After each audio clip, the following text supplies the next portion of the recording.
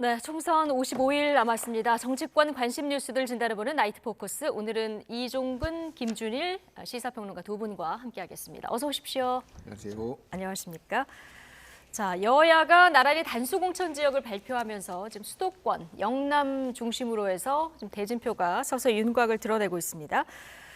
자, 가장 관심이 이번 총선에서 될 지역이 이제 인천, 계양, 을이죠. 여기는 미니 대선급이 될 수도 있는데 원희룡 전 장관이 오늘 단수공천을 받으면서 이재명 대표도 면접을 보지 않았습니까? 사실상 뭐 이 지역 확정됐다 이렇게 볼 수 있을까요? 네, 그렇습니다. 일단 원희룡 전 장관이 공천이 확정됐으니까 이쪽 후보, 국민의힘 후보로서는 확정이 된 것이고요. 또 이재명 대표가 공언을 하지 않았습니까? 네.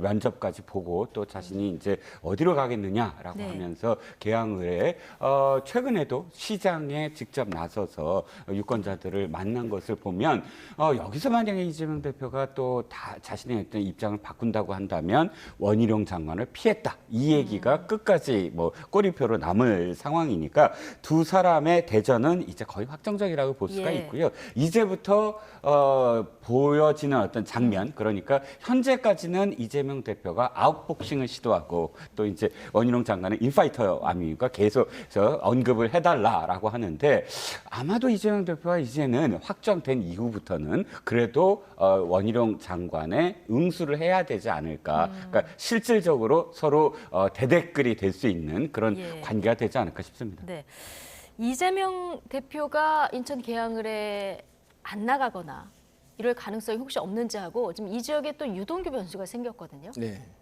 그러니까 일단은 뭐 비례대표로 뭐 나간다 이거는 이제 불가능해졌습니다. 네. 왜냐하면은 위성 정당 만들어야 되는데 그러면 탈당을 해야 돼요 지금. 네. 그러니까 뭐 그 가능성은 불가능. 불가능. 예. 아예 그러니까 뭐 제로라는 느낌보다도 네. 불가능. 당 대표가 탈당해서 남의 당에 가는 게 이게 네. 뭐 헌정사에 있지도 않은 일이고요. 그래서 다른 그러면 불출마 아니면은 다른 지역인데 다른 지역은 의미가 이제 사실상 예. 없다라고 보면 되고 불출마는 저는 뭐 아주 낮은 가능성이 불씨 정도는 살아 있을 수 있다. 근데 불출마를 하는 게 어떤 뭐 자기 혁신이나 어떤 희생으로 보일까 국민들한테 그거는 딱히 저는 그럴 것 같지는 않아요. 다른 거가 더 오히려 지금 필요한 상황이라서 그래서 명령대전은 성사될 것이다. 성사될 가능성이 네. 높고 유동규 전 본부장 같은 경우에는 아무런 의미가 없을 거다. 네, 저는. 그리고 유동규가 나옴으로 인해서 누구 표를 깎아 먹을까요? 원희룡 장관 표를 원희룡 장관 깎아먹을 표를 것 깎아 먹을 같은데요. 거예요. 단일화하지 않겠습니까? 그러니까 그 유동규 이제 뭐 정광훈 뭐 네. 이런 뭐 어떤 이런 이름들이 정말로 이게 도움이 될까 전체적으로 뭐 네. 단일화를 하는 것조차도 사실은 오히려 원희룡 후보한테 굉장히 좀 안 좋은 이미지를 남길 거다. 그래서 생각이 있는 분이면은 진짜 내가 이재명이 정말 싫다라고 한다라면은 차라리 다른 데로 가서 뭐 이를테면 이재명 뭐 측근들을 괴롭힌다든지 뭐 이게 차라리 훨씬 더. 근데 이분은 그냥 본인 이름을 좀 더 알리고 싶은 이런 목적으로 나온다라고 보면 됐고 예. 지금 핵심은 사실은 그거예요. 윤영선 지금 당협위원장이 처음으로 반발하고 있네요. 예, 계양을에 네. 지금 당협위원장했죠. 처음으로 이의 신청했습니다. 지금. 네. 그러니까 사실 이제 지금 국민의힘의 공천이 상당히 매끄럽다 예상보다 이런 평가가 나왔는데 내가 원희룡보다 경쟁력 떨어지지 않는다라고 강력하게 반발을 하고 있거든요. 이게 뒤집힐 가능성은 높지는 않지만은 다시 심사해달라 신청을 한 거죠? 이제 재심을 해달라고 신청을 한 겁니다. 저는 뒤집힐 가능성은 높지는 않지만은 어쨌든. 기존에 있는 당협위원장을 뒤집을 정도로 그러면 어떤 근거로 했느냐에 대해서 좀 당이 소상히 얘기하고 윤영선을 어떻게 달랠 것인가 이게 이제 지금 당의 숙제로 남았다 이렇게 보시면 될 것 같습니다. 윤영선 예비 후보를 어떻게 끌어안을 것인지 이것이 당의 숙제로 남았다. 자, 원 전 장관 포함해서요. 경기 인천 지역 단수 공천된 분들의 면면을 봤더니 이재명 대표 저격수로 알려진 인물들이 굉장히 많이 포진이 돼 있더라고요. 이 부분도 좀 눈길을 끌었는데요. 네, 그렇습니다. 지금 계속 그 언론에 보도가 되고 있죠. 조강한 전 남양주 시장과 그다음에 장영하 변호사 네. 두 사람 다 이재명 당대표와 인연이 있습니다. 공교롭게도 두 분 다 민주당 출신이에요. 민주당으로 처음에 이제 정치를 시작하신 분들이더라고요. 장영하 변호사가 민주당으로 출마를 했었던 사실은 잘 모르실 분들도 많은데 어찌 됐든 조광한 남양주 시장은 이재명 경기도지사와 끊임없이 충돌을 일으켰죠. 특히나 네. 이제 재난소득 지원과 관련돼서도 그렇고 또 보복이다라고 논란이 빚은 경기도 쪽에서 감사를 벌였잖아요. 남양주시와 관련돼서 이런 공방들이 계속 이어지면서 어떤 의미에서는 조광환 시장이 그러니까 피해자. 뭐 실제로 헌법재판소에서는 권한쟁의 심판에서 두 건이나 조광한 시장 손을 들어준 적도 있어요. 뭐 이렇게 공방을 벌이다 보니까 이제 남양주 시장 직을 그만두면서 국민의힘으로 입당한 케이스. 그래서 이재명 대표와 이제 그 여러 가지 어떤 면에서 자신이 남양주 국회의원에 출마함으로써 당시에 있었던 일들을 다시 한번 또 끄집어내는 그런 일들이 벌어질 거고요. 장영하 변호사 역시 마찬가지입니다. 예. 당시에 책을 냈죠. 네. 이재명 대표와 관련돼서 책도 냈고 또 상당히 많은 공방을 벌였습니다. 그러니까 가짜 뉴스라고 얘기가 듣는 부분도 있었고요. 그것도 정정을 했어야 됐고 여러 가지 뭐 인연이 있지만 그럼에도 불구하고 어쨌든 이 두 사람을 지금 공천을 한 건 앵커께서 말씀하셨듯이 당연히 이재명 대표를 의식한 그런 네. 지금 전략적인 어떤 공천이다라고 네. 할 수밖에 없겠죠. 경기 분당 갑도 관심인데요. 안철수 의원이 단수 공천을 받았습니다. 민주당에서는 대표적인 친노 정치인이죠. 이광재 전 사무총장이 나 이정에 나가겠다 이렇게 출사표를 던졌습니다. 물론 이제 당내의 어떤 그 경선이라던가 이런 경쟁을 넘어서야겠습니다만은 만약에 성사가 된다고 한다면 이 지역도 굉장히 관심지역이 되겠죠? 뭐 관심 지역이 될 수밖에 없죠. 네. 일단은 분당 갑 같은 경우에는 보수 정당에 조금 유리하거나 해볼 만한 데다 뭐 이런 평가들이 계속 나오고 있잖아요. 그래서 이광재 의원은 사실 저기에 직접적인 인연은 없는 분이지만 강원도에서 사실은 굉장히 좀 인지도를 얻고 계신 분이잖아요. 그렇다 보니까 굉장히 본인 나름에는 굉장히 도전적인 네. 일단 상황입니다.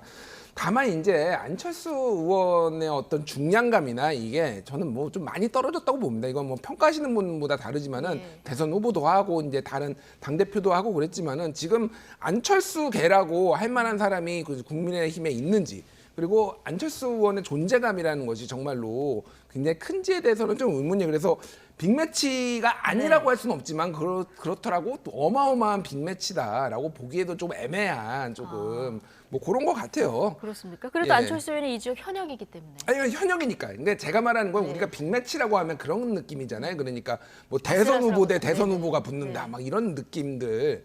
이런 것들은 이제 빅매치라고 한다면은 네. 한 중매치 정도 되겠다. 빅매치는 좀 아니고 중매치 정도 되겠다라는 네. 거고 아까 전에 그 앞에 이제 우리 이종훈 그 실장님 평론가님이 말씀하신 거 좀 하나만 보태면은 네. 장영하 변호사 같은 경우에는 지금 이재명 대표의 조폭 연루설을 네. 이제 주장을 했다가 지금 재판받고 있습니다. 지금. 그렇죠. 예, 그래서 뭐 소위 말해서 사법 리스크가 있는 분, 그러니까 이재명의 사법 리스크에 대해서 그렇게 막 얘기를 했잖아요. 그러면서 국민의힘에서는 또 자기들이 사법 리스크 있는 사람을 보낸 거예요. 이거는 약간 어불성설이다. 제가 보기엔 이게 뭐 저격도 좋긴 하지만은 이게 조금 뭐라고 해요? 장영하 변호사의 어떤 그동안 주장들이 상당히 무리수가 좀 있었어요. 뭐 저격수인 것도 좋지만은 그래서 조금 이게 좀 깔끔하게 조금 진짜 품격 있는 대치 뭐 이런 그런 거냐 뭐 이렇게 그 출마냐 저는 좀 그렇게 보지는 않습니다. 해석의 여지가 있다. 예, 예. 네. 그리고 국민의힘이 수원벨트도 지금 조기 확정을 한 상황입니다. 지역구가 5곳인데요. 3곳에 영입한 인재들을 배치를 했습니다. 이제 민주당 의원들이 현역으로 있는 곳인데요. 좀 보실까요? 자, 수원갑에는 김현준 전 국세청장을 오늘 단수 공천을 했고요.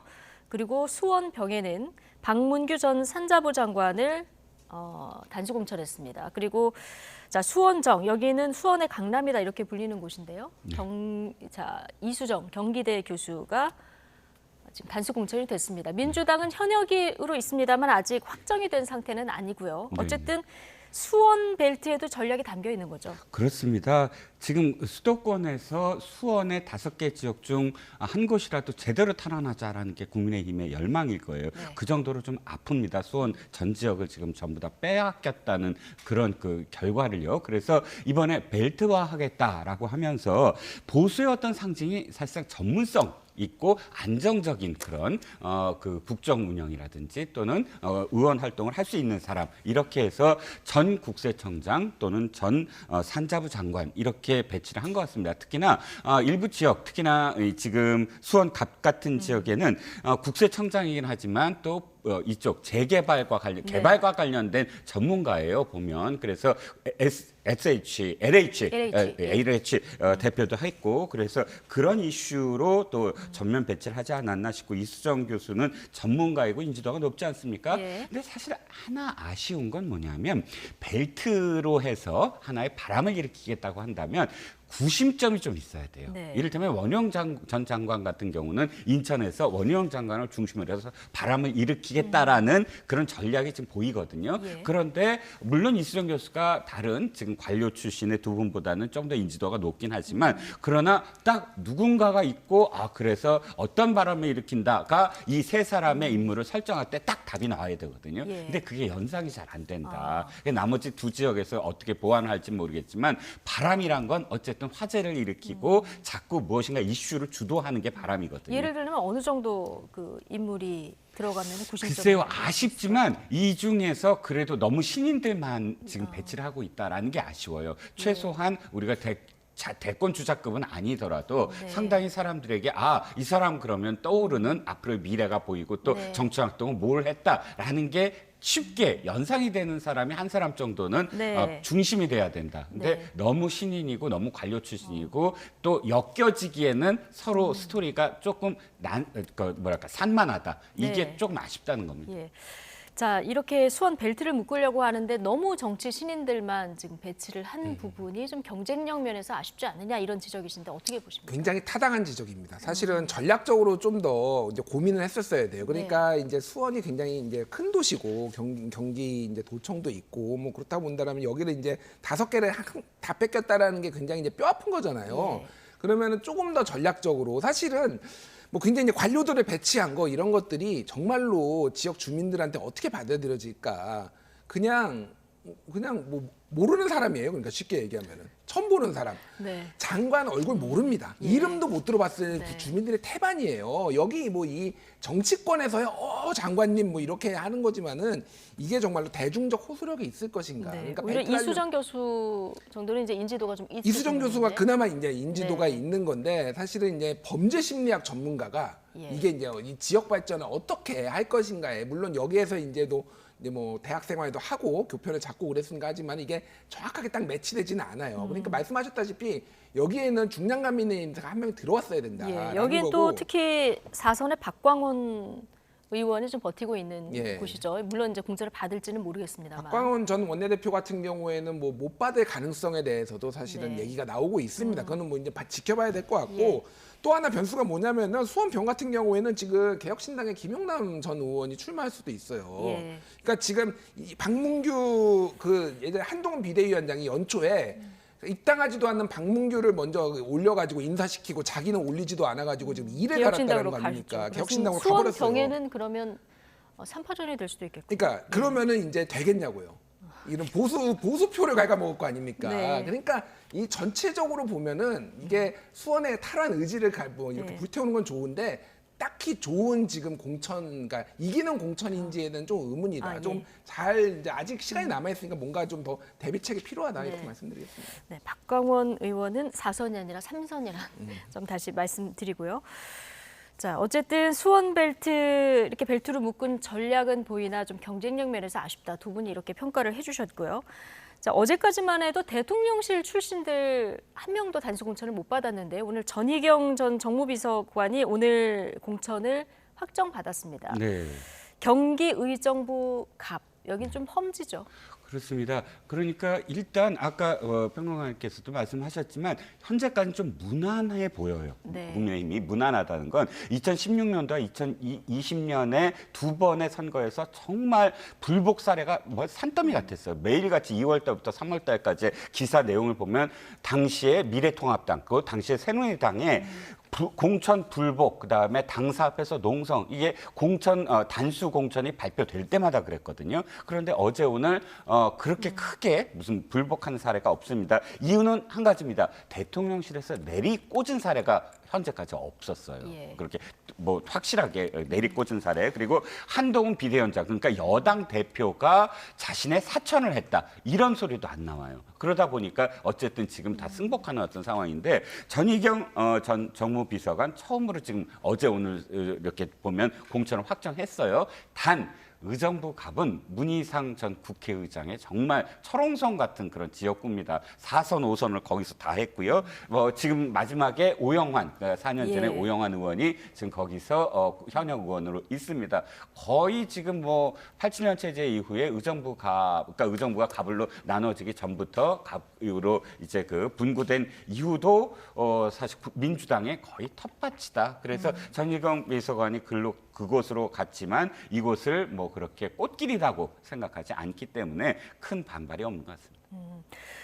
자, 성남 분당 을에 출마하겠다고 하는 김은혜 전 홍보수석은 단수공천 명단에 안 들었거든요. 여기는 이제 경선으로 가는 거겠죠? 그러니까 여기에는 이제 김민수 이제 대변인. 대변인이 YTN에도 종종 출연하시죠. 네, 저희 예. 패널로도 나오셨었고요. 예, 그러니까요. 예. 그러니까 이거는 이제 뭐 만약에 김은혜를 단수고청을 주면은 문제가 발생할 소지가 매우 큰 거죠. 네. 그리고 여기는 어쨌든 분당을은 해볼 만한 데거든요. 완전 뭐 양지라고 뭐 꽃길 깔아준 데는 아니지만은 네. 충분히 해볼 만한 데고, 뭐 이제 김민수 대변인 같은 경우에도 여기를 굉장히 오랫동안 이제 본인이 텃밭을 갖고 왔으니까 이거는 안 붙여주면은 잡음이 생긴다. 그래서 예. 전체적으로 아까 전에 우리 이제 이종근 실장도 말씀하셨지만은 전체적으로 잡음을 최소화하는 방향.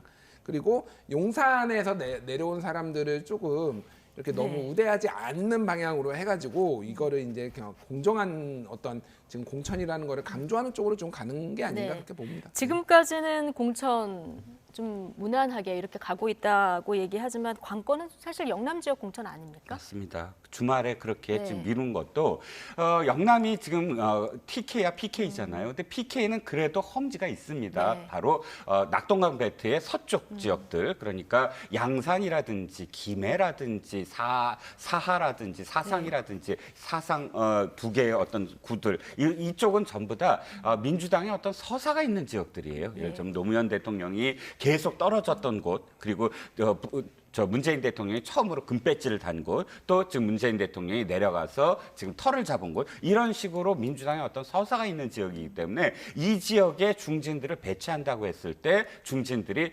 받아들일 수 있는 여지가 있어요. 하지만 TK는 험지가 없어요. 예. 모든 지역이 다 지금 국민의힘이 석권을 했기 때문에, 양지기 때문에 여기에 그렇죠. 누구를 배치하느냐. 그렇죠. 자, 두 가지죠. 거기에 있는 중진을 어떻게 불출마를 시키냐, 아니면 수도권으로 보내느냐, 네. 그리고 여기에 누굴 보내느냐, 이것이 주말에 정말 결정적으로 예. 이번 공천이 혁신이다, 아니면 네. 이번 공천 역시 사천이다, 이 얘기가 나올 수밖에 없는. 예, 주말 상황이 갈림길입니다. 굉장히 주목되고, 민주당은 야권 지지세가 강한 낙동강 벨트에 지난 총선 때 승리를 거뒀던 현역들 대거 또 단수 공천을 한 이런 상황입니다.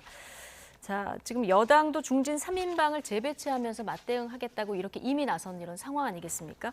가장 관심은 양산 을 지역, 지금 김두관 의원 오늘 단수 공천을 했고요. 여기에 김태호 국민의힘 의원이 이쪽으로 가서 당의 요청을 받아서 지역구를 이동하겠다 이렇게 한 상황이라서 아직 확정은 안 됐습니다만 네. 이 지역은 굉장히 또 전체 경남도지사들의 대결로 주목을 받을 수 있는 지역이에요. 그러니까 이건 빅매치입니다. 왜냐하면 네. 김태호, 김두관 둘 다 경남지사를 그러니까요. 했던 분들이고 상당히 이제 중량감 있고, 뭐 중앙에서도 그렇고 지역에서도 굉장히 명망 있는 이제 전문 뭐 이제 어떤 정치인이기 때문에 상당히 관심이 이제 쏠리는 거죠. 그리고 이제 어쨌든 민주당이 그나마 이제 경남에서 선전을 하는 게 김해 양산 여기잖아요. 그래서 지금 현재 민주당이 지난번 총선에서 경남에서 세 군데 가져갔는데 김해 갑을하고 양산을, 그리고 이제 부산에서도 18개 중에 3군데가 있는데 그게 뭐 전재수 뭐 이제 네. 박정 뭐 여러 이제 최인호. 최인호 뭐 이렇게 이제 있습니다. 그래서 왼쪽에 조금 이제 몰려 있어서 낙동강 벨트라고 하는데, 그러니까 여기에도 이제 한간 뭐 이게 끝까지 변수가 되지는 않겠지만은 지금 원래 있었던 당협위원장들과 지지자들이 지금 강하게 반발한다라는 거예요. 그래서 지금 굉장히 난감해한다. 김태호, 뭐 조혜진 이런 분들. 이거는 근데 중앙당에서 해결해 줘야 됩니다. 예. 그러니까 이분들은 사실은 여기 오고 싶었겠어요. 그런데 아무래도 당에서 좀 푸시를 하니까 압력이 가하니까 그러면 내가 여기로 붙어보겠다라고 간 건데 갑자기 거기에서 이제 지지자들이나 이게 해결이 안 되면은 조직이 가동이 안 돼요. 예. 그러면은 이게 굉장히 이거 쉽지 않은 지역인데 이게 온몸을 그러니까 여기에 있는 조직들이 진짜 충심을 다해가지고 도와도 될까 말까인데. 그런데 왜 옮기냐 이런 예, 여기에 얘기가 이제 나오는 당협위원장들이나 이런 사람들이 불만을 품은 거죠. 그러니까 조직을 자각하고 있는 분들이. 그러니까 이거는 중앙당에서 굉장히 설득을 하고 그분들한테 일정 정도의 어떤 정치적 비전, 보상 이런 것들이 좀 주어져야 네. 된다라는 거고.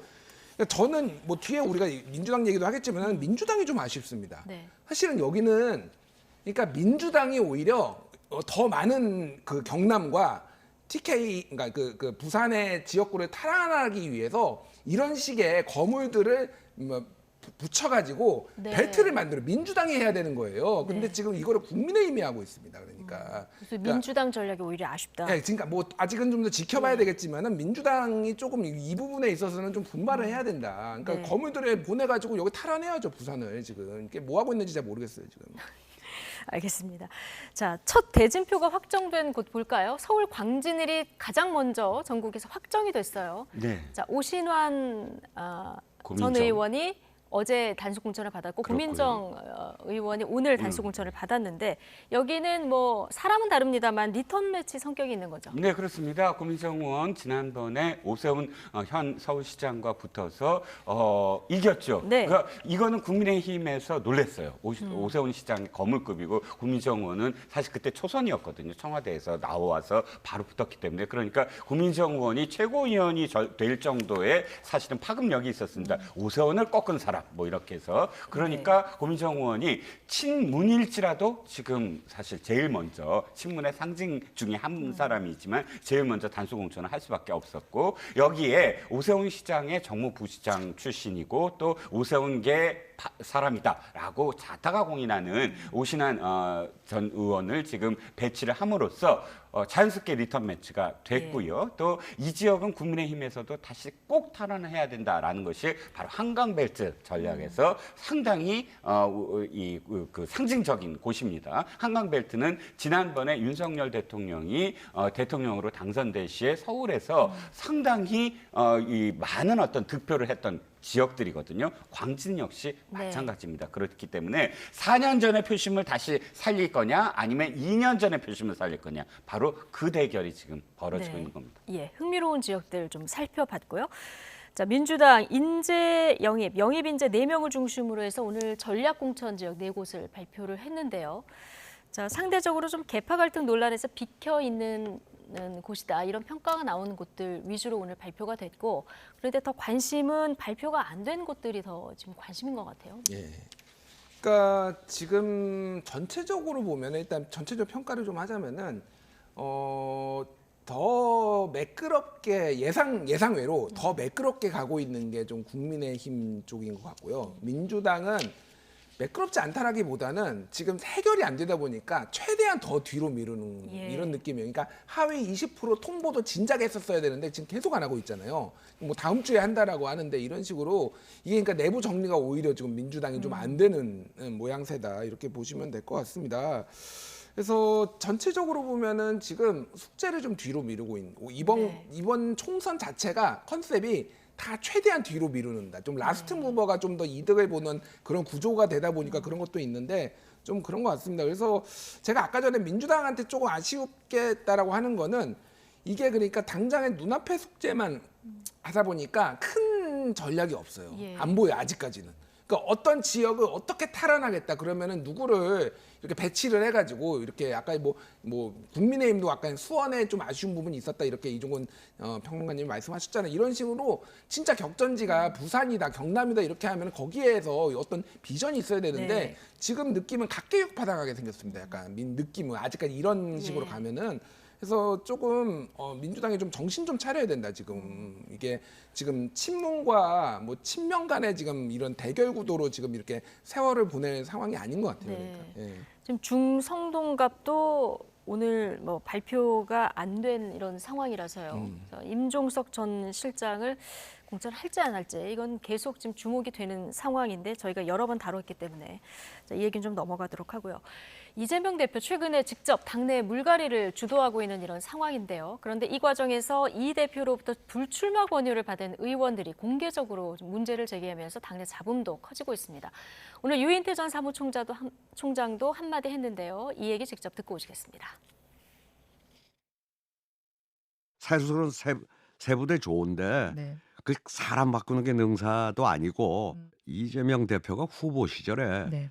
민주당의 이재명이 아니라 이재명의 민주당을 만들겠다고 같은 얘기를 했었거든요. 그래서- 그래서 저게 뭔 소린가 그때 그 긴가민가 했는데 요새 그 후에 그 저렇게 제3지대로 나간 사람들 뭐 이런 거 보면 지금 더불어민주당이 아니라 이재명의 민주당을 만드는 작업을 하는 게 아닌가.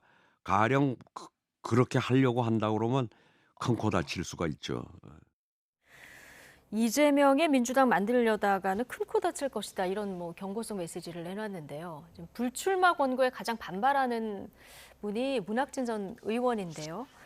공천에 비선이 개입하고 있다 이런 주장을 내놨거든요. 근데 오늘도 똑같은 주장을 했고 그리고 당의 원로들도 여기에 대해서 좀 우려를 표시를 했어요. 네, 그렇습니다. 사실 문학진 의원이 이렇게 표현한 것은 굉장히 큰일입니다. 왜 큰일이냐면 문학진 의원은 친명이에요. 네. 친명 중에 친명입니다. 왜냐하면 이재명 대표가 당시에 이제 사실 소수계파거든요. 이재명 대표는 경기도 지사 시절에 21대 총선이 나왔기 때문에 지사로서 자기 사람을 많이 이렇게 출마시키지 못했어요. 그러니까 21대 총선에서 당선된 사람이 친문이 더 많을 수밖에 없었죠. 문재인 대통령의 후광을 얻고 당선된 사람이니까 그때 사실 현역 의원이 지지를 하고 그다음에 캠프에 가고 하는 것이 쉽지 않았어요. 근데 문학진 의원이 굉장히 발빠르게 전 의원이 발빠르게 또 이재명 대표 현역 의원은 아닙니다. 죄송합니다. 전 의원이죠. 이 손을 들어줬고요. 또 정무특보도 했고요. 캠프에서 굉장히 큰 일도 했고요. 그래서 지금 이재명 경기도지사가 평택항만공사 사장도 사실 네. 제안해서 했어요. 그런데 알고 봤더니 전화 내용이 이거예요. 지금 문학진 형님이라고 표현하고 그다음에 다른 안태준 후보라든지 다른 두 후보랑 견줘왔을 때 안태준 후보가 30%, 형님이 꼴찌 10%다. 다른 후보들도 예비 후보들도 10%, 11%다. 이렇게 얘기한 거예요. 그런데 여기서 충격을 받은 거죠. 문학진 의원은. 네. 첫 번째 충격은 뭐냐면 안태준 후보는 자신의 보좌관 출신이에요. 오랫동안 자신과 함께했던 그런 예비 후보이고 그리고 사실 인지도가 그렇게 크지 않아요. 예. 자신은 어쨌든 2번이나 국회의원도 했고 또 이 당에서 많은 또 여러 가지 당직도 맡았던 사람이에요. 그런데 자신의 보좌관이 자신보다 갑작스럽게 그렇게 20%포인트나 앞설 수 있는 근거가 무엇이냐는 생각을 첫 번째 들었겠고요. 두 번째는 이것이 하도 답답해서 여러 사람들한테 묻고 특히나 누구한테 물었냐면 안규백 전략공천위원장한테 이 여론조사 도대체 어느 기관에서 했느냐. 예. 당연히 물어볼 수밖에 없죠. 공정성 때문이니까. 근데 안 했다. 라고 대답을 한 거예요. 누가 한 겁니까? 그럼? 그러니까 사실 누가 했다라고 밝히는 건 사실 이건 문제가 있어요. 왜냐하면 네. 원래 이런 여론조사를 어느 기관에서 어떻게 했습니다라고 공표를 잘 안 해요. 네. 하지만 그럼에도 불구하고 지금 문학진 의원은 그래서 이렇게 결론을 내린 거죠. 친명보다 찐명이다. 정말 지금 이재명 대표가 자기의 어떤 소수 그런 부대만 지금 공천을 주려고 한다라고 반발을 하고 있고 또 비선이 있다라고 이야기할 수 있는 게 왜 충격이냐면 지금 이 문학진 의원이야말로 사실상 경기도에 어떤 일이 벌어졌는지 알 수 있는 직위가 있었어요. 그러니까 문학진 의원 입에서 거기에 누구가 어떤 식으로 경기도 때부터 성남시장부터 인바운드로 이너서클이었다라고 이야기하는 것은 다른 예. 사람들이 이야기하는 것과 다르다는 거죠. 오늘 한동훈 비대위원장이 공천도 대장동 비리 다루듯 한다 이렇게 또 직격을 하니까 야당이 발끈하기도 했는데 어쨌든 지금 문학진 전 의원 같은 경우에는 이 비선 조직 알만한 사람은 다 안다. 오늘도 이렇게 얘기를 해서 당분간 수그러들 것 같지 않거든요. 그럼 이재명 대표가 여기에 대해서 좀 적극적으로 다시 좀 설명을 할 필요가 있을까요? 일단 뭐 한동훈 비대위원장 발언부터 얘기를 하면은 네. 민주당의 대장동식 공천 이게 뭔 말인지 잘 모르겠습니다, 사실은. 그러니까 대장동식 공천이란 게 뭐냐. 그러니까 이게 뭐 들으면은 뭔가 그럴싸한데 이게 네. 정확하게 그러니까 딱 따져보면은 좀 의미는 없는데 정식 라인을 무시하고 비선을 동원해서 막무가내로 밀어붙이고 사적 이익 취했겠다는 생각이 든다. 이렇게 설명을 했거든요. 뭐 예. 그러니까 지금 그 설명이 네. 정확하게 맞아 떨어지는지에 대해서는 저는 좀 의문이 있다라고 이제 보면 그러니까 이 어느 역대 정당을 봐도 당대표를 중심으로 해서 그 사람들이 많이 들어간 거는 보수 정당이든 뭐 민주당이든 네. 역사는 유구합니다. 다만 그게 얼마나 잡음이 생겼느냐, 잡음 없이 상대적으로 잘 됐느냐, 뭐 이런 차이가 있는 거죠. 그래서 이거를 뭐 대장동식이라고 하는 거는 저는 근데 문제는 지금 말씀하셨다시피 민주당이 너무 잡음이 강해요 지금. 예. 그러니까 제가 이게 이제 좀 설명하려면 굉장히 좀 압축해서 얘기를 하면은 네. 친명계는 본인들이 당권을 잡고 있지만 스스로를 마이너리티라고 생각을 합니다. 그러니까 여기에서 우리가 이번 기회로 세력 확장을 하지 않으면 안 된다라는 강한 생각을 가지고 있어요. 그게 지난번에 이를테면 체포동의안 가결 뭐 이런 것들이 이제 일종의 약간 트라우마 같은 걸로 있는 거예요. 그래서 이게 뭐 지지자들은 우리가 77%까지 가졌지만은 의원들은 지금 친문계가 장악하고 있으니까 예. 친문들 상징적인 사람도 쳐내야 되고 막 이런 것들이 너무 지금 공개적으로 잡음이 일어나고 있는 이런 상황입니다. 그래서 생각보다 이게 심각하게 저는 될 가능성이 있고 지금 민주당이 상당히 정권 심판론에 기대 가지고 상당히 앞서 있었는데 네. 그거 다 까먹게 생겼어요. 제가 보기엔 굉장히 그리고 여기에서 지금 그러니까 제3지대 존재가 있기 때문에 여기에 불복한 사람들이 무소속이나 제3지대로 갈 경우에 수도권이 대혼전이 되면은 어부지리로 국민의힘이 굉장히 이득을 많이 얻을 수 있는 가능성이 상당히 높아지고 있다. 예. 이렇게 봅니다. 그래서 이거는 이재명 대표와 지금 친명들이 생각을 해야 돼요, 사실은. 어느 정도 어떻게 이제 설명도 좀 하고 그리고 중요한 거는 이들이 납득할 수 있을 정도로 뭔가를 이렇게 좀 투명하게 해야 되는데 어제 동아일보 오늘이군요. 동아일보 아침에 이제 새벽에 나온 거 네. 기사 보면은 이재명 대표가 노웅래, 기동민 지금 컷오프 하겠다라고 이수진. 지금 예. 이수진 이제 의원까지 그래서 뭐 이제 얘기를 했는데 그게 이제 뭐 돈봉투 사건이라든지 뭐 그러니까 그 라임 사태나 라임이나 이제 뇌물수수. 뇌물수수 예, 돈봉투는 아닙니다. 예. 따로고요. 제가 말씀드리는 거는 이재명 대표도 지금 사법 리스크가 있는데 이분들이 그럼 노웅래 이런 분들이 이거를 이제 하겠냐고요. 그러니까 1심 나온 것도 아닌데 이게 굉장히 딜레마적인 상황입니다. 그래서 좀 지금 민주당이 뭔가 정리를 해야 돼요. 굉장히 제가 보기에는 지금 위험한 상황이 됩니다. 예, 지금 정리할 부분이 굉장히 많다. 김준일 그 평론가 얘기를 들어보면 좀 그런 생각이 드는데 지금 말씀하신 동아일보 보도요. 그젯밤에 이재명 대표가 비공개 지도부 회의를 열어서 자, 사법 리스크가 있는 현역 의원 몇 명의 컷오프를 이제 논의했다. 이런 보도가 나와서 당이 또 좀 뒤숭숭한데 오늘 이현희 민주연구원 부원장 라디오 인터뷰를 통해서 이런 입장을 밝혔습니다. 듣고 오시겠습니다. 이재명 대표 같은 검찰이 그렇게 아무리 뒤져봐도 뭐 이런 하나 그 돈이 뭐 받았다는 이런 것은 없지 않습니까? 예를 들어서 뭐 양복은 받았다고 인정이 되고 있고 그다음에 뭐 그 후원금으로 이제 받았다 뭐 이런 부분들이 이제 나오고 있기 때문에 이런 부분이 실제로 지역구에서 유권자들이 이제 반응들이 있는 것도 아니겠습니까? 현재 당에서 논의하는 것도 그런 사법 리스크에 대한 규정의 가장 핵심적 부분은 경쟁력 부분이 훼손되는 이런 부분들이 나타나고 있기 때문에 이제 고심을 하고 있는 거죠. 네, 지금 이현희 부원장 설명을 들어보면 이재명 대표의 사법 리스크하고 지금 노웅래, 기동민, 이수진 뭐 이런 분들의 사법 리스크는 좀 다르다 이런 설명이거든요. 아니 근데 문제의 본질은 그게 아니에요. 그 어느 사법 리스크가 뭐 옳고 그르고가 아니고 형식이 문제예요. 네. 무슨 얘기냐면 이재명 대표가 지금까지 뭐라고 했습니까? 민주당은 공천 시스템이 확립돼 있다. 당원 당규에 따라서 예. 공정하고 투명하게 공천을 할 것이다라고 얘기했어요. 그건 어떤 거냐면 당원 당규와 시스템은 공관위가 경선할 건가 컷오프 할 건가 단수 공천을 할 건가를 결정을 하고 그것을 최고위에 보고를 하면 최고위가 네. 그걸 의결하는 것. 이게 시스템이에요. 그런데 그날 벌어진 건 공관위 회의가 아니었어요. 그리고 이 지도부도 아니었고요. 정성호 의원 같은 경우는 당 지도부가 없고 당직도 없어요. 근데 여기 들어갔다는 거죠? 들어와서 앉아서 누구를 공천할 것이냐 말 것이냐 6시간이 걸렸다는데 6시간 동안 전 지역의 후보들을 다 얘기했다는 거예요. 예. 그건 공관위가 할 일이거든요. 그런 그런데 특정인들이 모여서 6시간 동안 이것을 뭐 누가 옳고 누가 그르고 누구를 빼고를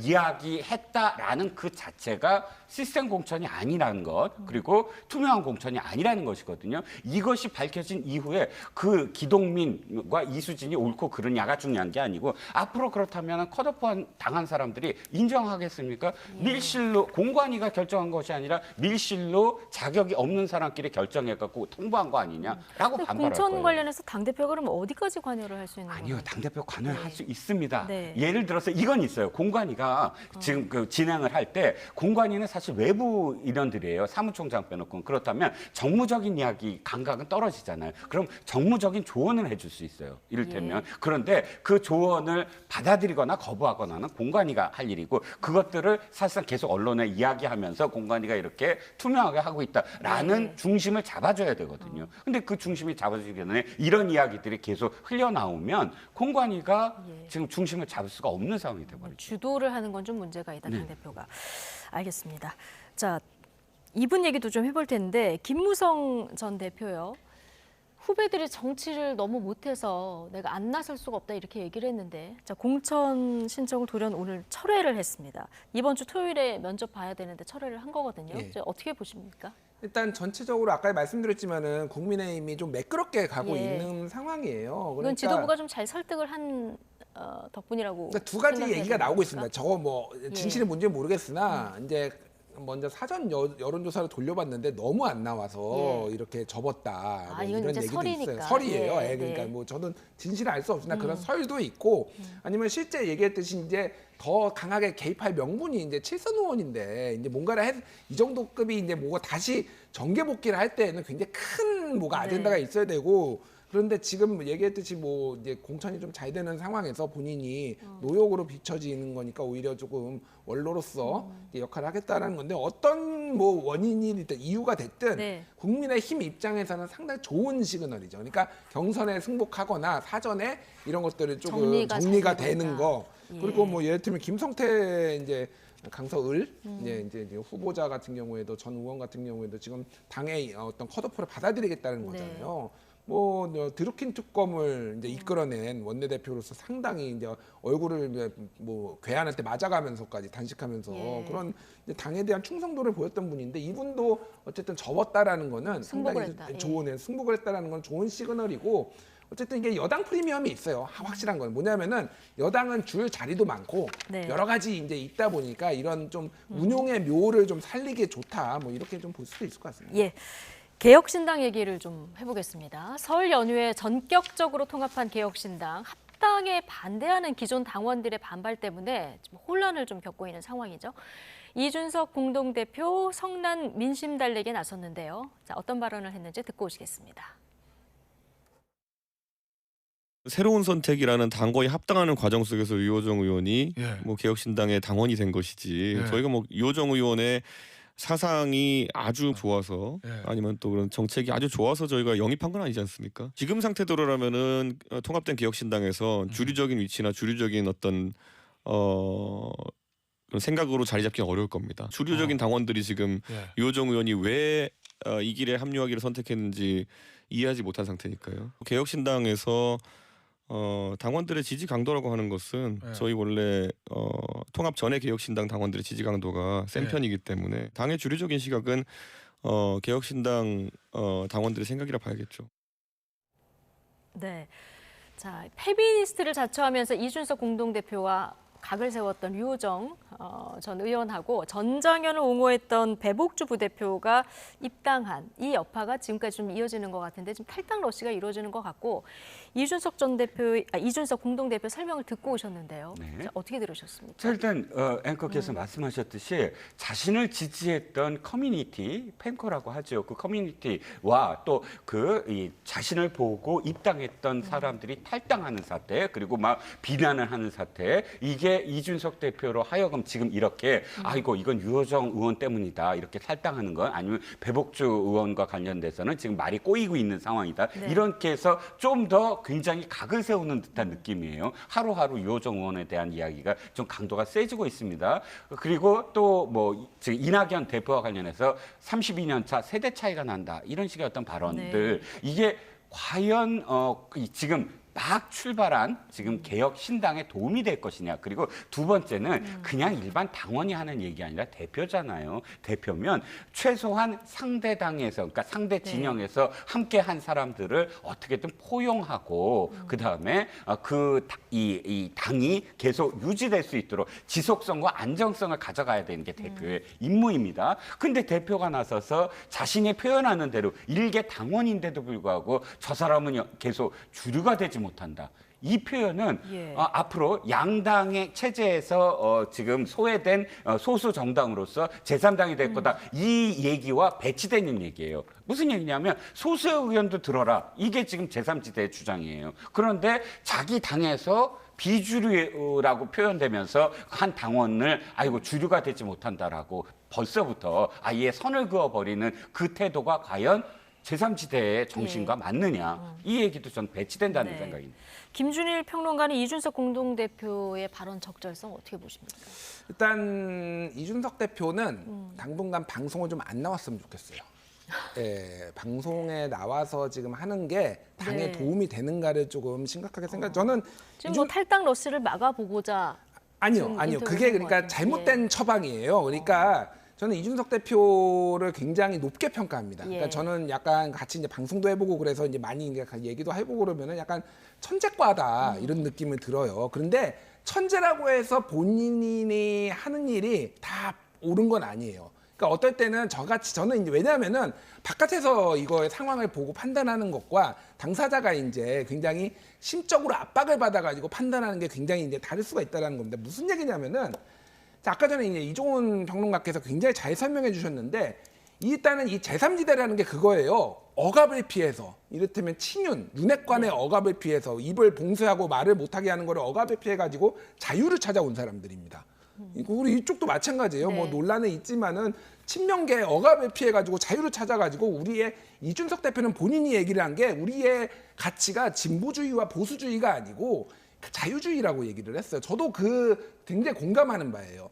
자유주의라는 건 뭐냐면은 어떤 특정한 이념에 대해서 내가 생각을 가지고 있지만은 상대방의 얘기도 경청을 하는 게 그게 자유주의예요. 토론이 가능한 건데 네. 지금 저 얘기는 이준석 대표의 얘기는 페미랑 전장은 안 돼요. 그러면 정체성 정당을 하면 됩니다. 우리는 안티 페미당 만들겠다. 애시당초 합치면 안 되고요. 안티 전장은 정당을 만들겠다라고 하면 되는데 자 이미 합쳤어요. 그렇게 안 가고 합쳤잖아요.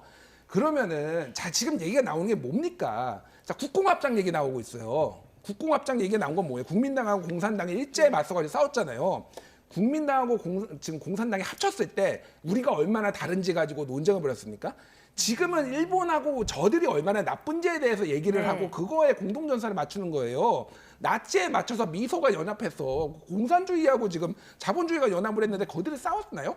그들은 지금 나치를 무찌르는 게 목표예요. 지금 외계인이 쳐들어와서 지구연합권이랬는데 지구연합권끼리 싸우고 있는 통입니다. 네. 그러니까 무슨 얘기냐면은 지금은 전선을 바깥에 그어야 돼요. 왜 지금 내부에 계속 지금 통합을 선언한 지가 일주일이 넘었는데 아직도 지금 내부 반발 때문에 그런다고 하는데 중요한 거는 승리하면은 이거는 다 묻힙니다. 승리하면. 예, 무슨 얘기냐면은 교섭단체 만들잖아요. 그러면은 일본 이탈한 사람이 있더라도 그래 결국은 이준석의 판단이 옳았네. 그런데 승리하지 못하면은 클린스만이 우승했으면은 아무리 중간에 논란이 있더라도 이게 됐겠습니까? 예. 그러니까 지금은 승리를 위해서 뭘 해야 되는지 당 대표가 판단해야 되는데 계속 내부에 자기가 갈라치기를 하고 있습니다. 알겠습니다. 이준석 전 대표에 대해서 늘 좋은 해석을 많이 해주셨는데 오늘은 합당을 한 상황, 현재 상황이니까 이미 했으니까 자 당분간 좀 인터뷰를 자제했으면 좋겠다 이런 조언까지 오늘 특히 목소리를 높여가면서 해주셨습니다. 자 마지막으로 이거 짧게 다뤄볼 텐데 오늘 중요도를 떠나서 굉장히 많이 관심을 가진 뉴스라서요.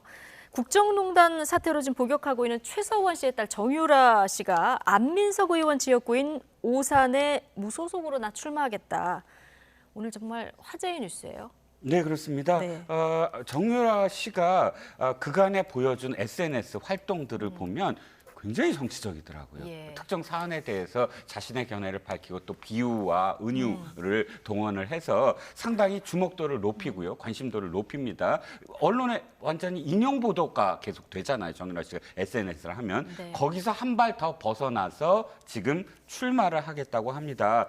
그 출마의 어떤 그 자유가 있고 해서 거기에 대해서 뭐 비판할 생각은 없는데 그리고 또 최서원 씨의 딸인 정유라 씨가 지금 갖고 있는 여러 가지 억울한 면도 저는 어느 정도 이해를 합니다. 네. 하지만 그럼에도 불구하고 유동규 씨의 출마와 정유라 씨의 출마가 과연 끝까지 완주하지 않고 한 개인의 뭐 낙선을 위해서 한다라는 것이 과연 우리가 정치라는 어떤 행위 또는 정치라는 우리가 갖고 있는 상식적인 공유하는 그 행위에 대해서 옳은 것인가? 네. 그런 이 출발이 과연 지향해야 될 건지 지양해야 될 건지는 좀 판단할 여지가 있다. 네, 안민석 의원이 국정농단 사태 때 최서원 씨 일가가 뭐 현재 가치로 한 300조 정도의 비자금을 가지고 있다고 했던가요? 뭐 이런 의혹을 제기한 적도 있었는데 정유라 씨 완주 목표는 없다고 하고요. 그러니까 이제 안민석 예. 의원만 쫓아다니겠다고. 그러니까 악연이죠. 악연이고 그런데 아까 전에 말씀 유동규 씨하고도 비슷한 사례예요. 그러니까 이게 정말로 그러면 안민석을 떨어뜨리는 데 도움이 될 것이냐.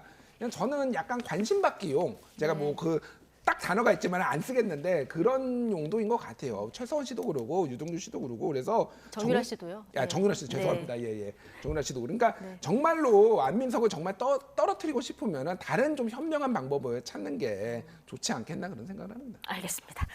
오늘 나이트 포커스 두 분 말씀 여기까지 듣겠습니다. 이종근, 김준일 시사평론가 두 분과 함께했습니다. 고맙습니다.